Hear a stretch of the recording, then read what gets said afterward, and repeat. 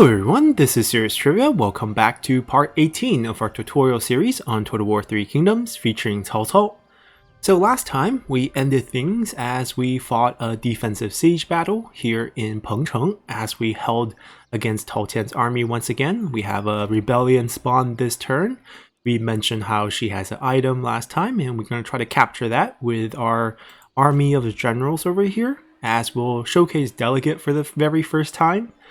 We also have our Turncoat spy extracted from the aftermath of that battle, saved us some action points for his spying, and we don't have to pay him 200 plus per turn salary to spy for us as he now returns to the default salary of 150.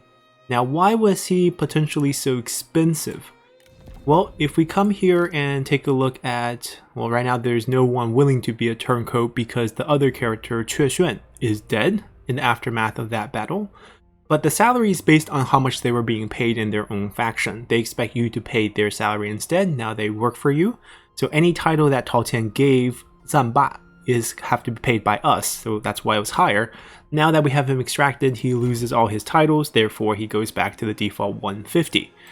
Now our army here is missing a candidate here. We have up to 3 generals, and Xun You, being a strategist, is a perfect fit here. He does come with 4 retinues, which would make his redeployment cost a little bit high. We could wait till Lady Bian pick up rank 3. It will probably come in about 3-4 turns. But she's picking up passive experience point for being on assignment. You do gain experience for working on assignment, and she is on assignment right now, boosting our peasantry income. But I think we'll save that bonus for when we summon Zanba onto the field as he has a huge retinue, so he'll be super expensive. But I think we're just gonna pop in a 3rd right away. And I don't need these men in the army, but we could definitely utilize them this turn right now. There is no rush to kill Tao Qian. He's not on the field. He has 19 men in this army. We need to break this rebellion before they grow in size, and we are just gonna march up to them. They will never run away, and we can delegate these fights even if we don't have the men. Just 3 generals are strong enough to delegate against any rebel army that just spawned. If we wait a few turns and let them grow in size, there'll be more generals spawning, there'll be more units, then you can't delegate this fight. You want to do this right away. Xun You has Night Battle as a skill from Composure, so we can actually check this, and this is the first time we actually could Night Battle. It's very powerful. It allows us to reduce the enemy's ability to receive reinforcement, they lose some spotting abilities, and also they will get hit with 15 points of morale penalty, which is huge. That's the only part that I'm interested in. Now, we could have done a few more things to increase the chance of capturing her, which is key because capturing her would allow us to pick up that item from execution. Because you cannot recruit Yellow Turban characters when you play as the Han or any subculture aside from being Yellow Turban yourself. Therefore, the only outcome for them is release or execute. And you don't get items from release, but you do get them from execute, so we do want to capture. We know that we have an item that can increase capture by 10% on the Shaman. We could have done the swapping trick right before battle to place on one of the generals in this army, but I don't really need this labor recruiter. It's excellent, don't get me wrong. 8k population growth is great, but it is just a common item. So if we missed out on it by not capturing her, I wouldn't sweat it. So all I would do here is delegate. One thing I want you to pay attention to in the aftermath of the delegate is right now our generals are all full health. So let's see what happens when we delegate here.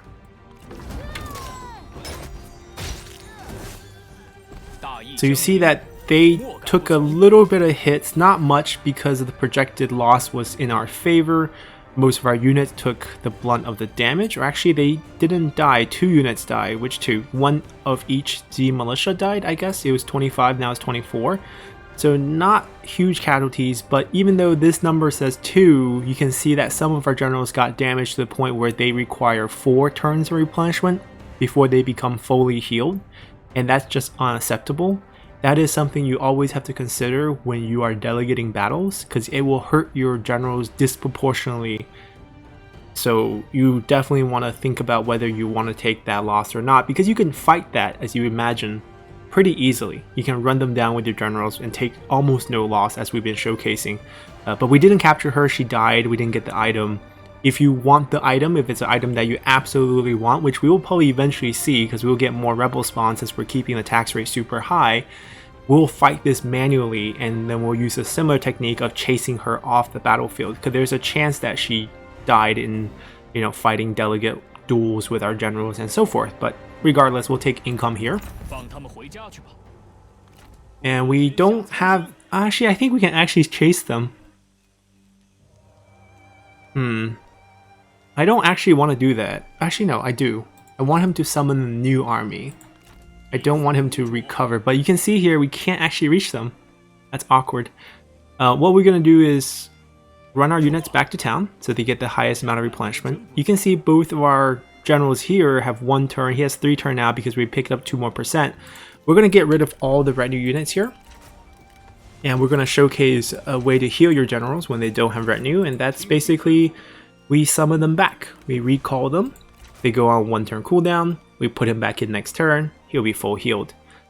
And then we see that Yue Jin also picked up a level from being our Grand Excellency? No, I forgot his Chancellor position. I think that's the one we gave him for extra income. We're going to put him back as administrator, but we're not going to build him like administrator because he's going to be army general. Right now, we're just using his high expertise.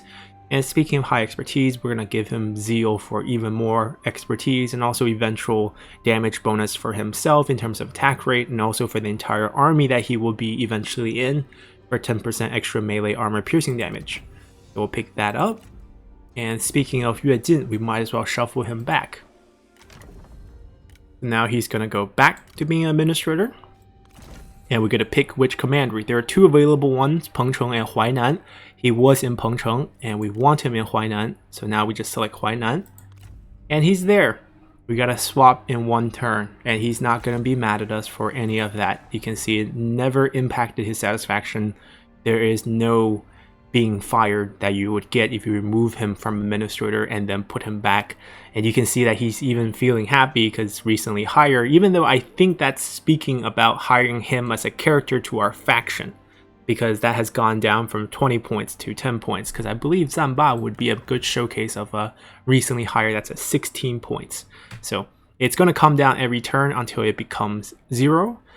Spared employed, there's a couple things working in our favor here with him because we did capture him and then extract him. We get this fondness, and I believe this is also from our first capture because we fought him earlier and he wasn't willing to work for us, so we released him, and that's where he got this fondness.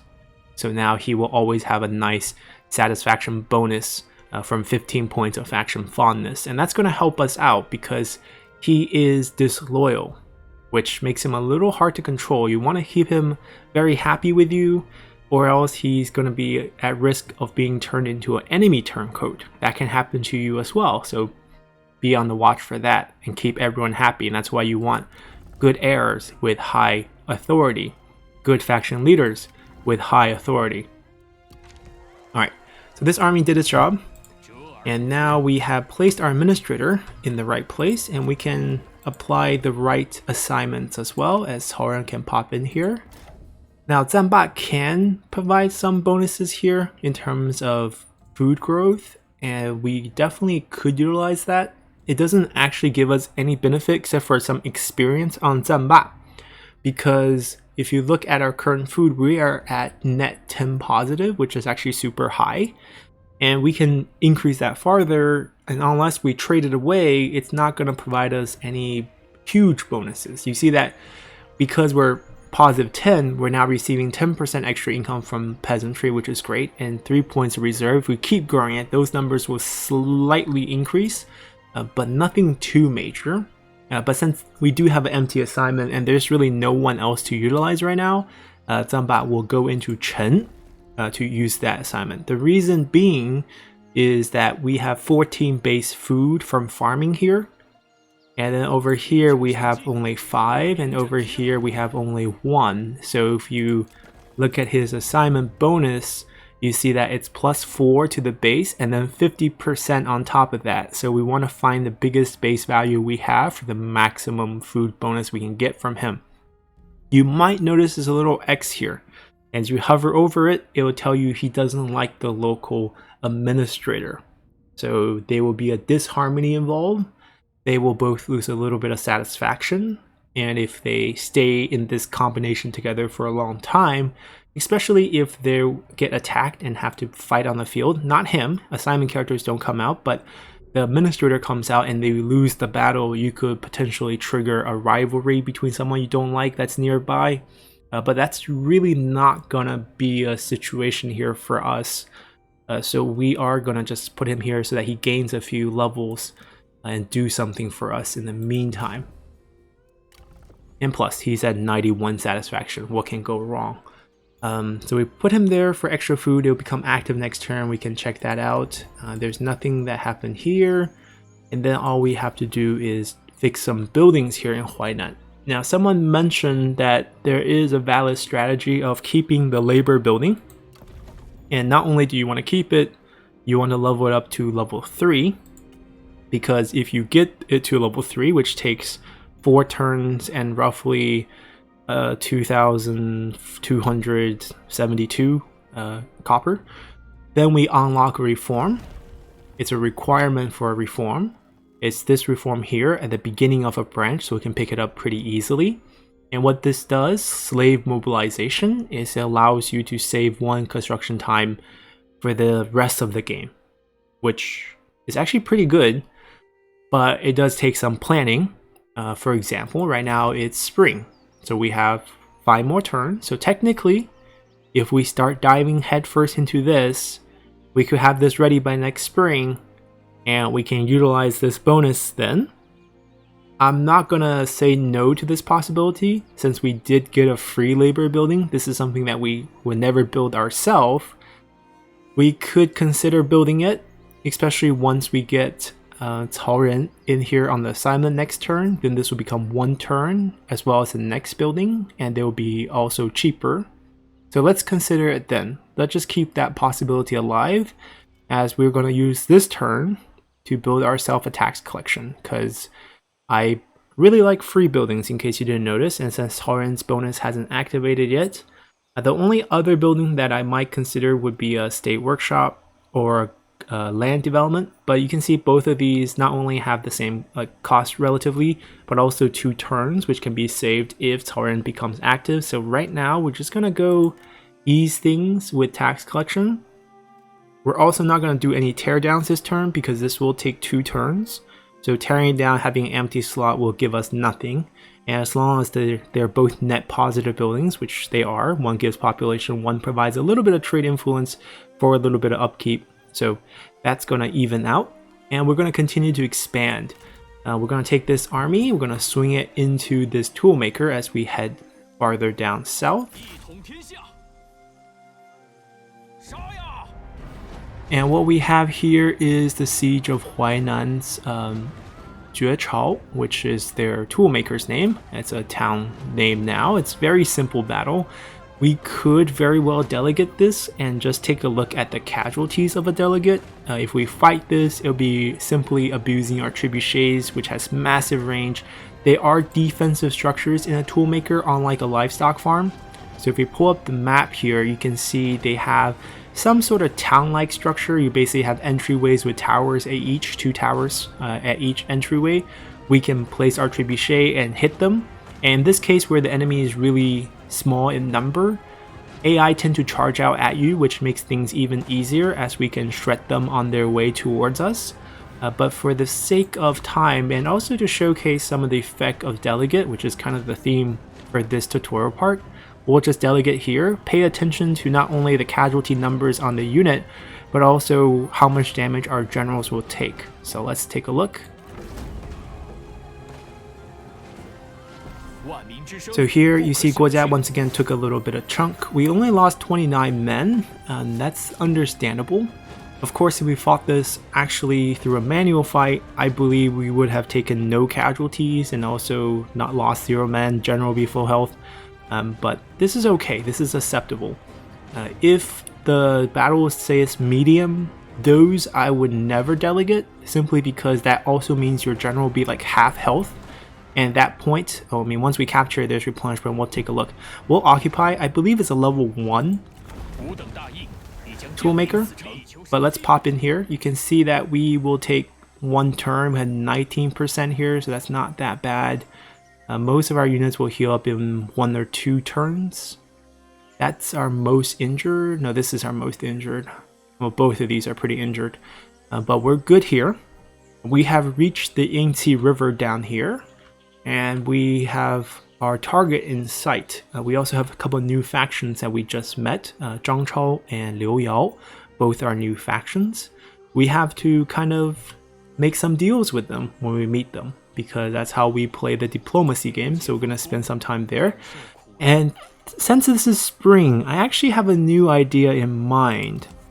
So we talked a lot about reforms, and this is one of those turns where we have to decide the direction of our reforms. We mentioned the labor building at tier 3 unlocks this slave mobilization. There's another one that requires a building, and that is private tutor. The private tutor gives all your characters 10% experience, and more importantly, it unlocks one of the very good early game units in the archers. If you're curious about unit and their power level, there are going to be unit tier lists coming out on the channel, and the blue ones already came out, and I rated the archers pretty highly because they outperform archer militias pound for pound, as in if you equalize the cost, at the same cost, you can recruit, say, 18 archer militias, that's a full 3 unit retinue. You can also use the same exact money to recruit 12.46 archers, but technically 12 archers. There's no 0.6 archers or 0.46 archers. But even your 12 archers would have a total damage output higher than your archer militias, assuming enemies have 0% armor, which is never going to be the case. So archers will do even better, because at higher armors, archer militias with their lower armor piercing damage is going to have a even lesser damage profile versus the archers. And archers have higher range, have fire attack speed, has higher morale. The morale on archer militia is pitifully low. It's 19 points base, which means if you are in a night battle where the enemy triggered it, then you're entering the battle at 4 morale. You take any sort of damage, any sort of volley, any sort of cavalry charge. I believe the morale penalty when you're getting shot is -4. Fire is -4. Getting hit by cavalry is -6. Generals with scare is -4. So anything comes near your archer militias, they rout. And doesn't matter how cheap they are or how many you have, if they rout, you can't utilize them. So the archers is a great upgrade. And the armor on them is decent too. It's the same armor percentage you find on spear guards, on Z infantry. It's pretty much a medium tier armor with much better range damage. So many people will build a school building, which only requires level 1, just to unlock this one so you can pick it up. And there are also some very nice early game reforms along this blue branch that gives us additional trade agreements, and eventually leading us to Silk Road Expedition, which unlocks Onyx Dragon, which is the strongest archer unit in the game. So that's definitely one option we can take. We discussed earlier that we can take the other route of focusing on green, getting our unique building, and eventually going for potentially the green variant of a dragon unit in the Zor Dragon. That's another option. Focus on peasantry income and food production, mix in with some red, get some of our other unique unit in the unique building in the Turncoat building here. Go for the red dragon unit, the Jade Dragons, which is a powerful cavalry, which is kind of redundant for Cao Cao since his faction unique unit. It's pretty much a miniature version of the Jade Dragon. But anyhow, those are all options we have, and we can kind of decide things here because we do have the option of rushing a school building. It will cost us 513 plus the rush of 900 to get that reform, which honestly might not be a bad thing because Xun here has fire arrows already unlocked, so archers will work really well on him versus the crossbows we're using on Guojia, because Guojia doesn't have composure nor is he close to it to get fire arrows, so we opted out for crossbows instead. I think we do it. I think we're gonna utilize Huainan right now to push for some of our reform buildings. So we're gonna pay 1,400, go to our reform and pick up private tutor, and then come back out and demolish and get 540 back. Now, if you're observant, you might have noticed something. Because the amount we're discounting buildings, our demolish fee, which is based on their base cost, is higher than our construction cost.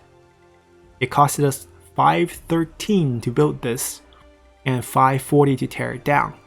This is going to be more highlighted here because of the heavier discount we have.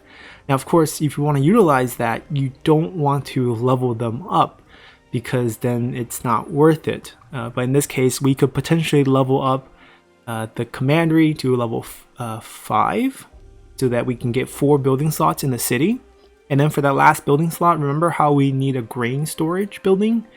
We can build that cheaply here because of our agricultural building, because grain storage is a green building. We need a tier 2. And it's going to cost us about 1,000. And I think tearing this down will get us close to 1,000 back. So it's not going to be a money loser. So if you have extra time, extra slots, and nothing to build, and you want to make a little bit of money with your powerful administrators, it's chump change, I understand, but you can still do it. It's not the worst idea in the world. It is free money after all. So anyhow, we have moved. We want an army to sit here to heal. We are only going to look at some diplomatic options that we have left. So let's pop into our diplomacy. We have mainly 2 new factions, Liu Yao and Zhang Chao.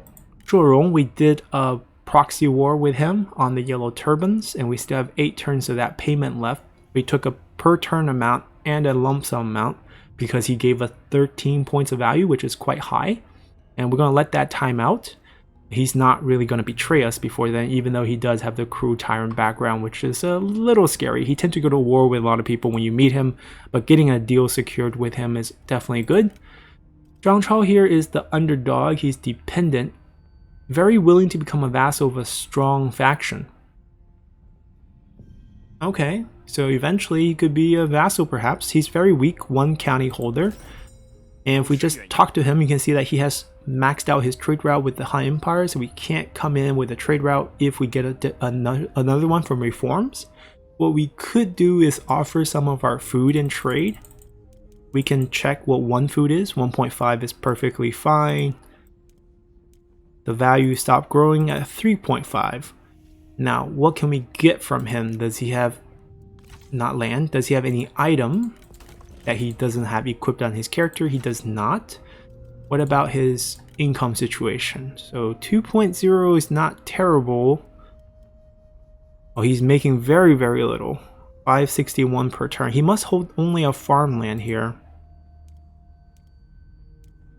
Okay, it's jumping by 0.2 and 0.6 already. So I think we can maybe squeeze out 61 here. And over here, what can we get? Can we get 610? See, he does have a lot of cash saved up, but he doesn't want to do it that way. So I think we can just get 5 food for 61. It's a terrible deal, to be honest.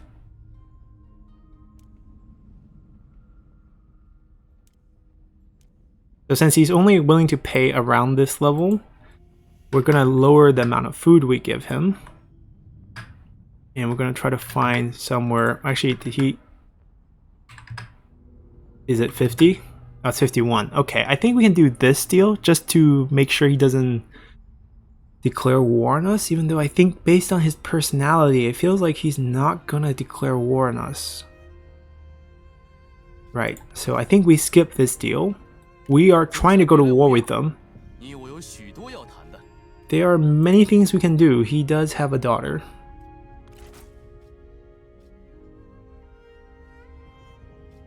We are not signing any pacts with him. We're not signing any per turn deal with him. I just want to explore what he has. And not much, to be honest. Okay, we also see he's trading with Yan Baihu, which is a bandit faction down south. Okay, just keep that in mind. I don't think we need to actually make any deals. We're gonna pop into the river. We could make a landing in Xindu. This is owned by the Han Empire, so we're at war with them already. Or we can just sneak attack their capital right away. They have the inn building here. This is administrative office building, which is terrible here. And there's a different faction holding their salt mine. Anyhow, army strength, pretty poor.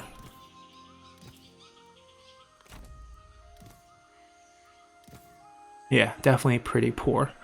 You can notice their leader also has a unique armor here. Even though we can't see the gold armor, but definitely not the same as these and not the same as these sentinels here. We'll take care of him then. The build here is to demolish the school, which means we can build something else, but I don't want to build something that takes too long, so we might pass. Yeah, we're gonna just demolish and then build a state workshop next turn instead of the tax collection, because Cao Ren would actually come on duty next turn, so we get a discount from the assignment and also speed it up. Alrighty, so I think we're pretty happy with where things stand. We're gonna upgrade this. We're once again gonna cheap out on repairs. It will fix itself, no worries. And all the buildings are done, diplomacy done, we checked espionage, everything's good to go. Let's continue. And my mistake. Zhang Chao decided to declare war on us. Maybe we should have done the 2 food deal. This is actually quite shocking. Before this, we had a +1 factor with him, which puzzles my mind a little. But yeah, if you don't want to go to war with these new factions, make a deal with them. It's the safest way. We have plenty of food. We probably should have just done it. Alright, Yuan Shu declares war on Liu Chong. Liu Dai declares war on Wang Quan. Now, for those of you new to the game, some of these war declarations you're going to be like, where are these people? Well, Liu Chong declared war with someone. Wang Quan's over here. I just happen to know that from playing. But even if you don't, it doesn't really matter for you that much. You pretty much got this message because you know this faction. Yuan Shu and Liu Chong. We know Liu Chong. Yuan Shu's over here. We have 3 new characters. Let's just take a quick look at their items. He has a bronze weapon and a farmer background. Okay. Not terrible.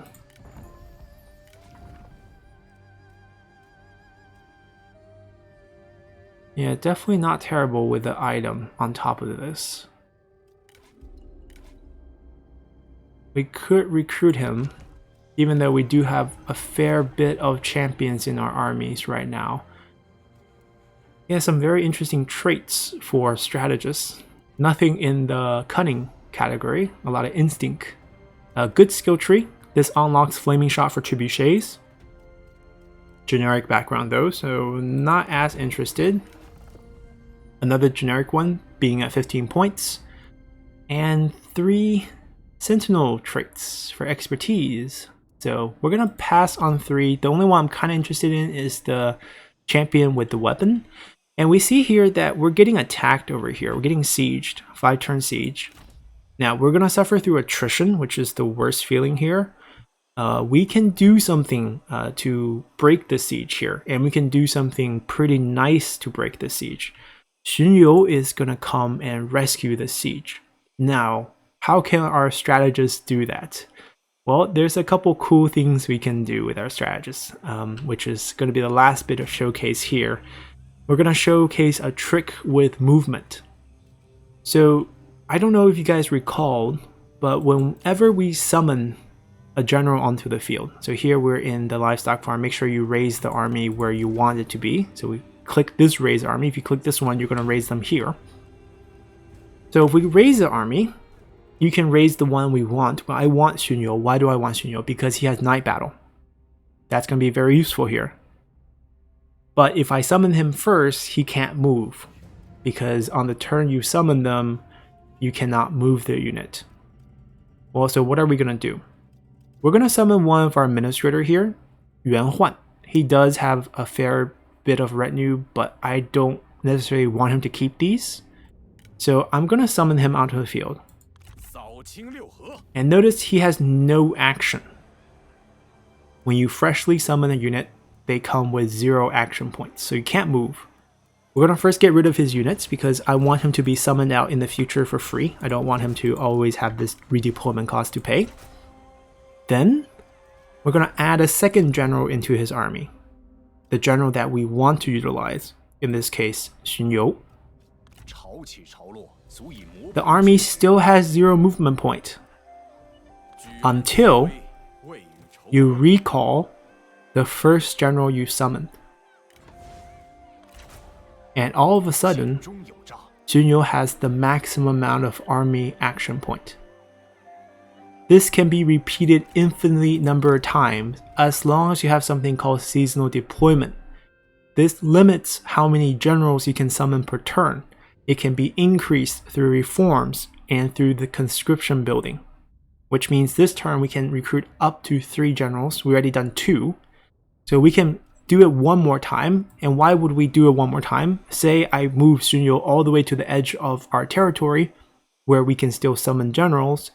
I pop in a second general and I recall Xunyo. That second general can move once again from that point to his maximum range. That's a really good way to cheat out a lot of movement in your armies, because now we can move on the turn we summoned. And I'm going to move him up into the army that's sieging, because right now Tao Qian is abusing the fact that he is sieging with a very weak army. He's not challenging us because he knows he can't beat us, but he has a backup army here behind. And this army is only acting as a reinforcement. This army includes his son, Tao Shang, and Tao Ying, both are his sons, and Mi Zhu, who's a very rich clan in this Xuzhou region. And his sister, Lady Mi, is the one we're after. She's still not being summoned. Anyhow, now we have movement. We're gonna go attack the army that's sieging. You see all the arrows. The city, or is a large town here, the garrison and the generals inside will come out to assist us. His army will assist him. He's in a siege, so technically he's locked in with the garrison, so they're engaged in a siege. That's the reinforcement. These are not considered reinforcements because they're sieged. If he was just standing here, then these would be reinforcements. Why is that important? Because Night Battle prevents reinforcements. So if we go attack him, the AI thinks it's a fight between us, our garrison general, versus them, plus their reinforcements. I didn't call these 2 reinforcements because they were locked in a siege with their main army that were targeted. If we turn on Night Battle, because Xunyo has Night Battle, guess what? His reinforcement army is gone. So this fight is gonna go swimmingly in our favor, as this will not be a garrison defense battle with towers, because we are coming out to fight them, we are attacking them. But this will put us at a huge advantage because he has no reinforcement. His army are freshly recruited from their mustering. They were wiped out and they've been re-summoned. So let's fight this one real quick. We're not gonna delegate here because of the medium casualties. Now I do have to clarify, the pre-battle menu, the predicted casualties, is always only reflecting your first army. So when it says medium here, it probably means Xunyo will take half damage after this battle. It does not mean these units will all die by medium casualty. The medium is only reflected on him. I would showcase this, but given that there's a second army nearby, just trust me on this right now. We'll showcase it later in the campaign when we get an opportunity to do so safely. Now we just need to beat them quickly so that we can fight the second army soon. So let's go jump into the fight here. Alrighty, it's a poor and rainy summer day as Sun Yu here faces off against Tao Qian's army. Don't worry, reinforcements on the way will go where they are. It's a night battle, you see it's dark. Everyone has lanterns. Some poor units have to hold lanterns as their weapon. It doesn't actually affect you in combat. I mean, animation-wise it does a little bit, but overall they're gonna have lanterns too, so it's not just us. We're gonna go kill off those archers while our army here sits.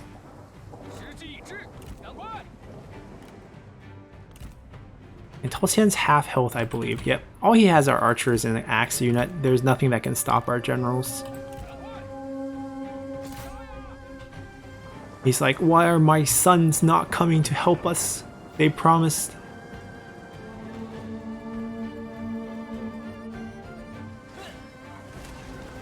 Oh, he's hitting us with Wisdom of the River, which strips our armor and melee evasion. Which will only be an issue if there was someone hitting us. Right? If someone was hitting us and we have no armor, that would be an issue. Oh, he hit us. But, oh wow, actually, putting up quite a fight. He's about to rout. We could probably just walk away from him and he will rout. Ooh, he picked up a rivalry bonus. Okay, let's back off real quick. It must be with our generals. Okay, it's on Dianwei. It's because they fought a couple times. So we picked up rivalry from our ongoing war with him. Rivalry is very strong. He's routing. I would let him rout. Rivalry only is applied when both rivals are on the field, and both will receive a damage bonus, 25% to pretty much everything except for 10% to the melee base, but 25% to all other aspect, range, armor piercing, and all that. If one of them dies in the battle, then it goes away. Of course, the best way to utilize this is actually to create a rivalry within your own army. So if, let's say, Dianwei and Xiahou are both rivals, they will get that bonus. Now, is that better than, say, having a friendship relationship? Or eventually the friend will upgrade to an Oathworn? Well, friend and Oathworn are defensive bonuses, but they give you a heal if your friend or Oathworn dies. Whereas rivals, no such thing will be applied, and we can exit this. No need to stand here in the rain anymore. Alrighty, with that, we have beaten Tao Qian once again. He's still going to be on the field. We purposely didn't kill him because if you notice, he's on his last bit of resiliency. So if we actually killed him on the battlefield, he would have died. And that would have pushed the faction to someone else. Potentially his son, or potentially his wife. I don't know who he has as heir. But I prefer to keep Tao Qian around because we might trigger a confederation event from Liu Bei if we kill him. So I'm avoiding that possibility. And that's just something I am not sure of. I know that he is scripted to die if you play as Liu Bei. And through this event, if he does die from the scripted event, you can just confederate his whole faction as Liu Bei. And I don't want Liu Bei as a neighbor. I'd rather keep Tao Qian around. So I'm not gonna kill him. That's the plan. And let's see, who is his heir? Oh, it would have been Tao Ying, so he would have taken over. And that's totally fine. Just a quick look to see if anyone in the faction... Ah, we have two potential turncoats in Liu Yao's faction. Very interesting. And you can see that he has a 10% discount on character salary because it's 10% less than 150 base, so we pay them less. It's actually pretty interesting to see what the AIs are paying. Do I need a spy? I don't think I need them as spies. I mean, I know they're currently in the army that's on the field, but that's a story for another time. As we're going to wrap up this tutorial here, the main thing is we showcase a pretty neat movement trick, utilize some night battles, and also talked about some delegates. So hopefully you guys enjoy this one, as we'll come back and start our southern invasion next time, as we'll look to attack Liu Yao here in Danyang, wipe him out. I believe he only has 2 holdings here and copper mine over here. And then we'll declare war on whoever holds the salt mine before moving our way back to take the rest of Guangling from Zhang Chao. And then we'll wrap ourselves around. This is also Tao Qian, so at that point our main army can loop from the south back into the north to help us with this war, even though I think at that point we would have pieced out with them and probably created a second army to fight these war for us, as I might have the main army continue down south because there's many great pieces of land down south that we're interested in, starting with Danyang. So hopefully you guys enjoy this one, and see you all next time. Bye!